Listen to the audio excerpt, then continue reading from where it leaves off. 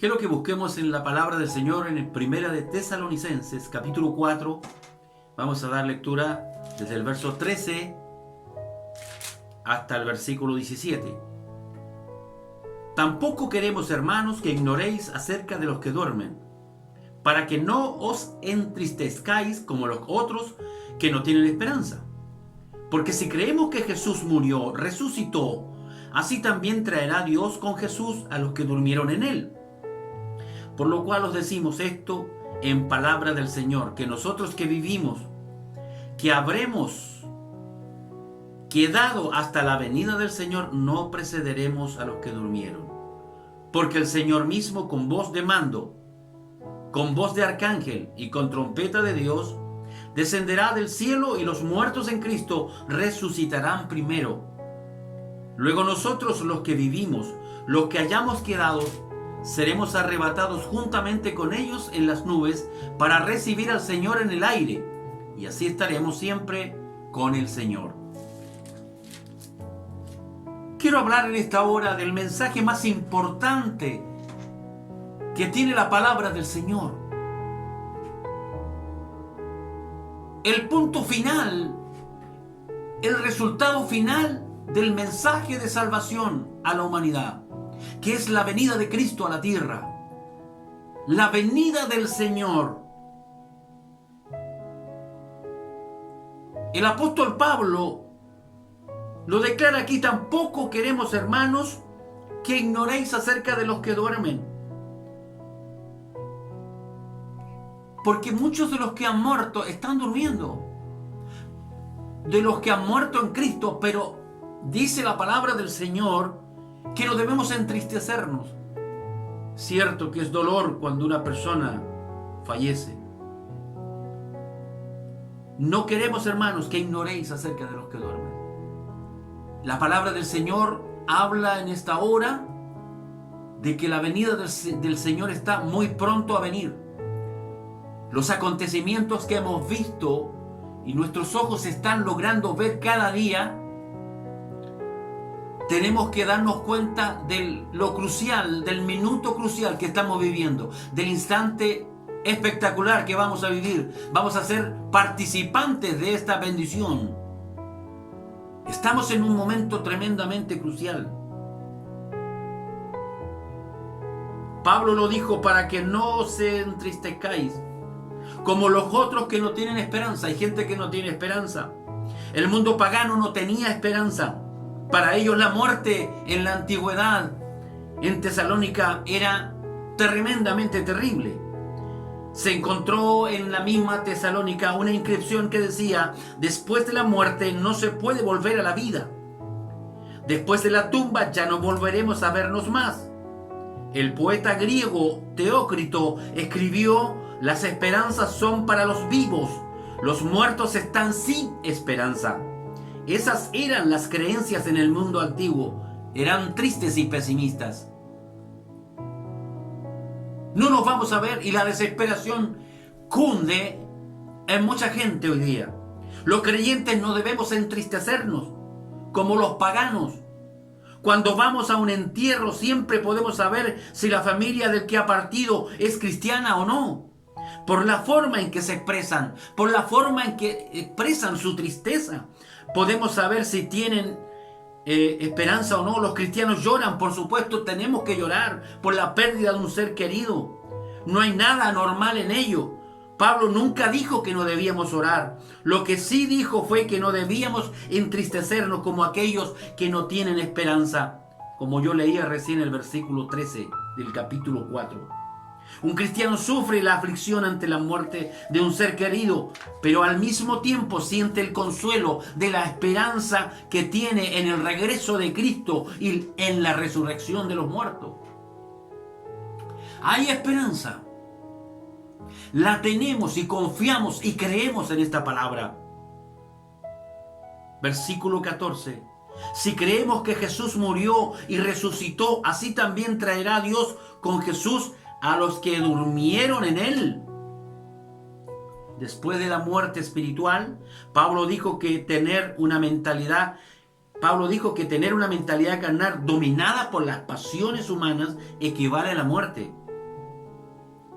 La muerte espiritual equivale a estar con una mente carnal dominada por las pasiones humanas, que es la separación de Dios. Esa es una muerte espiritual. Estar vivo, pero estar muerto espiritualmente. Esto es lo que le sucedió al hombre en el jardín del Edén, cuando Dios le dijo al hombre que moriría el día que comiese del fruto prohibido. Y Dios le había dicho: de todo árbol del huerto podéis comer, pero menos de este. El árbol del conocimiento del bien y del mal no comerás, porque el día que lo comas, ciertamente morirás. Entonces el hombre quedó separado de Dios, y allí quedó en una muerte espiritual, separado de Dios. Entonces Adán se escondió de Dios, huyó de Dios cuando Dios llegó al jardín. Es que había comido del fruto prohibido. Esa fue su muerte espiritual. Pablo escribió esta muerte espiritual en Efesios 2:1. Dice: cuando Él os dio vida a vosotros cuando estabais muertos en vuestros delitos y pecados. Es decir, nosotros, en alguna medida, estábamos muertos espiritualmente. Y Pablo lo dice en el libro de Efesios capítulo 2 versículo 1. Él os dio vida a vosotros cuando estabais muertos en sus delitos y pecados. Dios también, a pesar de todo lo que habían cometido en el jardín del Edén, Dios le prometió a Adán y a Eva que enviaría un redentor, un salvador, un Mesías que destruiría a Satanás. Y eso lo vemos en el protoevangelio en capítulo 3 versículo 15 en Génesis: y pondré enemistad entre ti y la mujer, y entre tu simiente y la simiente suya. Esta te herirá en la cabeza y tú le herirás en el calcañar. Ese es el primer destello del Evangelio. Esa es la primera profecía de la venida del Mesías. Esta es la primera mención de las buenas nuevas de salvación en la palabra de Dios, en los primeros versículos de la Biblia. Ya nos habla de un plan especial de salvación. Hablábamos de la muerte espiritual. La tercera muerte es la muerte eterna. Eterna. Esta es la separación eterna. La primera es la muerte física, la segunda es la muerte espiritual y la tercera es la muerte eterna. Esta es la separación definitiva y eterna de Dios. Esta es la muerte descrita en Apocalipsis capítulo 20 versículo 14. El versículo 15 también vamos a leer: por lo cual decimos esto en palabra del Señor, que nosotros que vivimos, que habemos quedado hasta la venida del Señor, no precederemos a los que durmieron. Pablo sabía que se habían estado preocupando por aquellos que habían muerto, preocupados antes del arrebatamiento de la iglesia, y quiso que ellos supieran que los que habían muerto en Cristo tendrían una participación en el arrebatamiento. No estaban exentos, no quedaban fuera. Pablo por eso escribe: por lo cual os decimos esto en palabra del Señor, que nosotros los que vivimos, que habremos quedado hasta la venida del Señor, no precederemos a los que durmieron, porque los que durmieron tendrán la opción y la posibilidad de irse también en aquel arrebatamiento. La aclaración está contenida en la frase de Pablo: nosotros que vivimos, que habremos quedado hasta la venida del Señor, no precederemos a los que durmieron. Los que estén con vida en aquel instante, para ese gran acontecimiento del arrebatamiento, no se adelantarán a los que hayan muerto. Así que los muertos en Cristo estarán yendo en primer lugar. Versículo 16: porque el Señor mismo, con voz de mando, con voz de arcángel y con trompeta de Dios, descenderá del cielo. Entonces los muertos en Cristo resucitarán primero. El Señor mismo descenderá del cielo. En esta ocasión no habrá ángeles. Continúa el versículo diciendo que el Señor descenderá del cielo con voz de mando. Esa es una voz del que estará amando. que estará al mando de todo. Una voz de autoridad. El Señor descenderá del cielo con voz de mando, con voz de autoridad que nadie podrá detener, que nadie podrá irse en su contra. La autoridad no podrá ser quitada como es quitada hoy, como hay muchos hoy día que se han levantado contra la autoridad. Esa voz, esa palabra de autoridad no será callada, porque será el Rey de Reyes y Señor de Señores quien vendrá con voz de mando, con voz de arcángel y con trompeta de Dios. Descenderá del cielo y los muertos en Cristo resucitarán primero. No es un ángel relacionado con el arrebatamiento, porque ahí dice con voz de arcángel. No, es su voz. Será como una voz de arcángel, tal cual como lo dice el apóstol. Se refiere a la calidad, se refiere a la majestad, a la autoridad de su voz de arcángel, poderosa. Esa es una voz. Y todo lo que diga Cristo en esa hora será hecho, porque es palabra y es autoridad. Y los gobiernos del mundo caerán destruidos a sus pies. Y no podrán hacer nada cuando Él venga en las nubes a buscar a su iglesia. ¿Habrá trompetas allí? No, dice, sino que su voz será como un sonido de trompeta, con voz de mando, con voz de arcángel y con trompeta de Dios descenderá del cielo. Trompetas. Apocalipsis 1:10 nos relata la historia de Juan, que se encontraba en la isla de Patmos. Escribió: estando yo en el espíritu en la isla de Patmos, el día del Señor, oí detrás de mí una gran voz como de trompeta. Juan se volvió para ver quién era y vio al Cristo glorificado. Será la voz del Cristo glorificado la que sonará como una trompeta, con voz de mando, con voz de arcángel y con trompeta de Dios. Así será la venida del Señor. Luego nosotros, dice el versículo siguiente, 17, nosotros los que vivimos, los que hayamos quedado, seremos arrebatados juntamente con ellos en las nubes para recibir al Señor. ¿Dónde? En el aire. Y así estaremos siempre con el Señor. El Evangelio no es una cuestión de cantar coros y reunirnos, hacer cultos familiares, levantar oración. El Evangelio tiene un final. El final es cuando la iglesia sea levantada. Por favor, es una meta. Por favor, despierta conciencia en esta hora. Despierta tu mente, que está lejos de esta historia verdadera de la Biblia, de un acontecimiento que va a ocurrir. Avispes, hermano.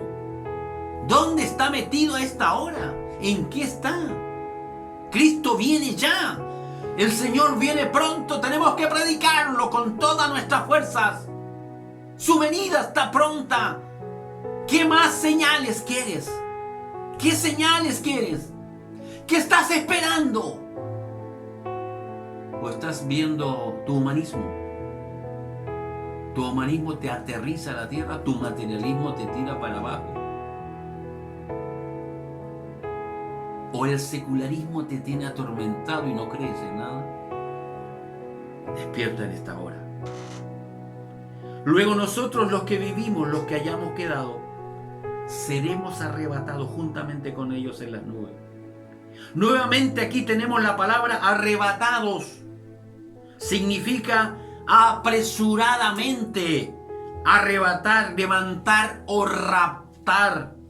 Este evento constituirá un procedimiento muy ordenado. Cuando leí esta palabra decía, ¿qué orden más grande? Dice, los muertos en Cristo resucitarán primero. ¡Qué maravilloso! Podemos imaginarnos a Esteban saliendo de la tumba, a Eliseo. Podemos imaginarnos un Elías saliendo, a Esteban, el primer mártir de la iglesia, volando hacia los aires. Este desfile será tremendo y majestuoso. Después vendrán los apóstoles y todos esos millones que se han entregado sus vidas por la causa de Jesús y continuarán viniendo procedentes de los siglos. Finalmente, si nosotros estamos con vida, en ese tiempo subiremos a la parte final del desfile. Pero subiremos. Volarás al cielo con Jesús. ¿Qué decía la palabra? Volaremos. Iremos con el Señor. ¿Tendremos esa capacidad? ¿Estás preparado? ¿En qué está tu vida hoy? Por tanto, dice el versículo 18, alentaos los unos a los otros con estas palabras. La Biblia dice alentaos, es decir, animaos. No solo significa consolarse en sentido normal de la palabra, sino también instruir, exhortar los unos a los otros. ¿Estás hablando en tu casa de esto? Estimado oyente, algún día Jesús va a recoger a los suyos de esta tierra y esta realidad nos llena de ánimo y de consuelo. Los cuerpos de los muertos serán levantados. Entonces todo aquel que esté con vida será en ese momento recogido con los demás para encontrarse con el Señor en el aire. De esta manera estaremos siempre con el Señor.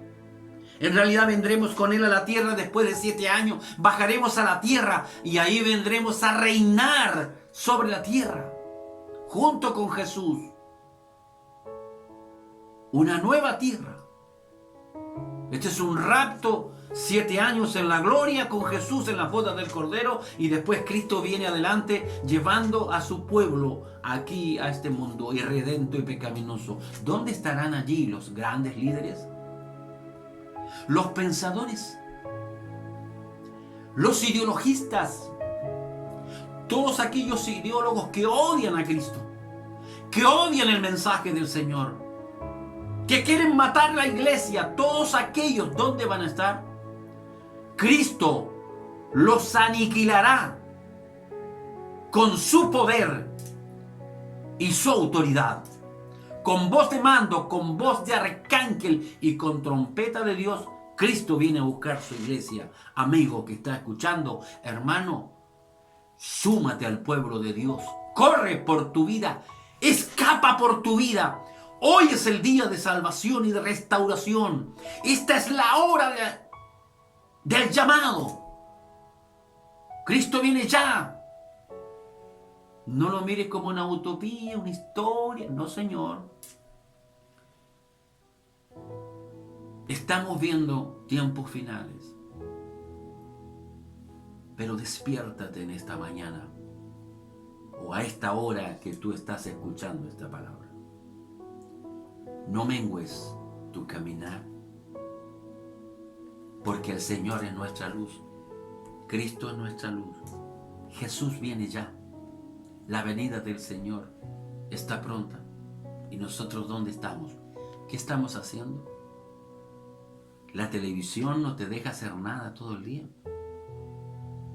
¿Estás esperanzado en los nuevos políticos que vienen apareciendo? ¿Has puesto tu mirada en ellos? ¿Dónde está tu mirada en esta hora? ¿Está tu mirada puesta en tu economía, en tu ahorro? ¿De qué vale si la vida es tan corta y nos vamos y perecemos? ¿Dónde vamos a echar todo aquello? No estoy diciendo que no te esfuerces y te capacites y seas un buen elemento, un profesional capaz. Amén, gloria a Dios. Pero da testimonio de la venida de Cristo. Da testimonio de que Cristo cambió tu vida, te transformó eternamente y internamente, no por dentro como dicen algunos y andan como quieren. Dios reprenda al diablo. El Señor es nuestra luz, es nuestro pronto auxilio en la tribulación. Él viene pronto a buscar su iglesia. Por eso, hermano, aliéntese los unos a los otros. Y si tienes tiempo de buscar a otro, habla de Cristo, envía mensajes, manda mensajes en tu teléfono a tus amigos para que se conviertan, porque el llamado ya se acerca. El deseado de las naciones viene ya a buscar su iglesia. Que Dios te bendiga en esta hora y el Señor haga resplandecer tu rostro sobre tu vida. Porque el Señor es mi luz. Que el Señor sea tu luz en este día. Que Dios te bendiga. Escucha esta hermosa canción. El Señor es mi luz. El Señor es mi luz y mi salvación. ¿Por qué habré de temer?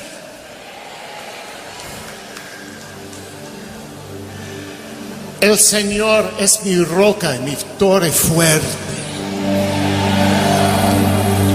¿Por qué habré de temer? Él me esconderá en su santuario en tiempo de temor y maldad y terror. El Señor es mi salvación. ¿Por qué habré de temer? Aleluya. Vámonos.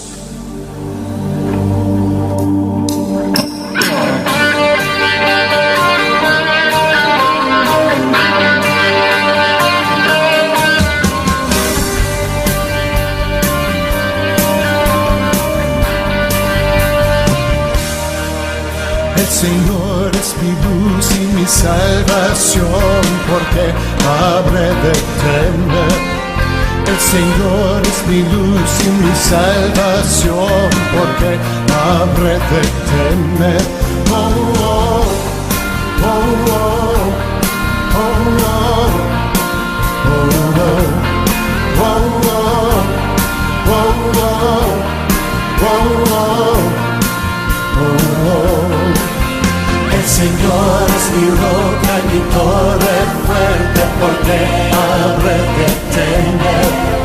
El Señor es mi roca y mi torre fuerte, porque habré de temer. Oh, oh, oh, oh, oh, oh, oh, oh, oh, oh, oh, oh, oh.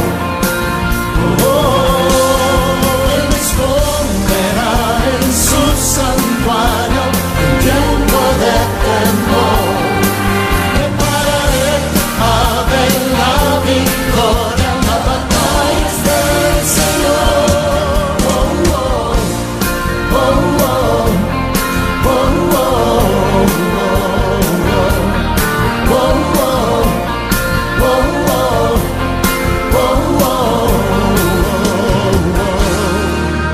el Señor es mi ayuda en el día de prueba, porque habré de temer. El Señor es mi ayuda en el día de prueba, porque habré de temer. Oh, oh, oh, oh, oh, oh, oh, oh, oh, oh, oh, oh.